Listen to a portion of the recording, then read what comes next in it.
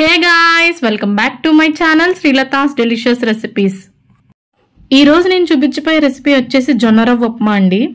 జొన్నల వల్ల చాలా హెల్త్ బెనిఫిట్స్ ఉన్నాయండి. హై ఫైబర్ ఉంటుంది, డైజెషన్ బాగుంటుంది, ఇంకా షుగర్ ఉన్న వాళ్ళకి మంచిది, బ్లడ్ సర్క్యులేషన్ బాగా అవుతుంది. మరి ఇంకెందుకు ఆలస్యం, ప్రాసెస్ ని చూసేద్దాం.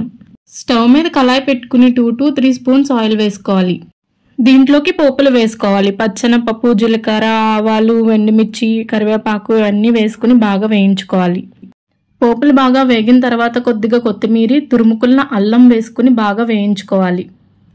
చూడండి, అల్లం బాగా వేగింది కదా. ఇప్పుడు ఈ స్టేజ్లోనే సన్నగా కట్ చేసి పెట్టుకున్న ఉల్లిపాయ, పచ్చిమిరపకాయ వేసుకుని బాగా వేయించుకోవాలి.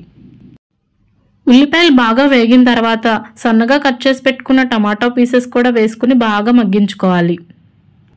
చూడండి, టమాటా పీసెస్ లైట్గా మగ్గినాయి కదా. ఇప్పుడు ఈ స్టేజ్లోని మీ రుచికి సరిపడా సాల్ట్ వేసి బాగా మగ్గించుకోవాలి. టమాటా బాగా మగ్గిన తర్వాత ఇప్పుడు ఒక గ్లాస్ జొన్న రవ్వ తీసుకుని వేసుకోవాలి. ఇప్పుడు ఈ జొన్న రవ్వని లైట్గా పోపులతో పాటు వేయించుకోవాలి. జొన్న రవ్వ లైట్గా కలర్ మారిన తర్వాత ఒక గ్లాస్ జొన్న రవ్వకి 2 గ్లాసుల వాటర్ వేసుకుని బాగా మగ్గించుకోవాలి. వాటర్ లైట్గా పొంగులొచ్చిన తర్వాత ఇప్పుడు ఈ స్టేజ్లోనే మూత పెట్టి 10 నిమిషాలు మగ్గించుకోవాలి.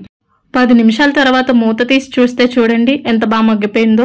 ఇప్పుడు దీన్ని ఒక బౌల్లో సర్వ్ చేసుకుంటే అంతేనండి, జొన్న రవ్వ ఉప్మా రెడీ. ఐ హోప్ మీకు ఈ వీడియో నచ్చింది అనుకుంటున్నాను. Thanks for watching.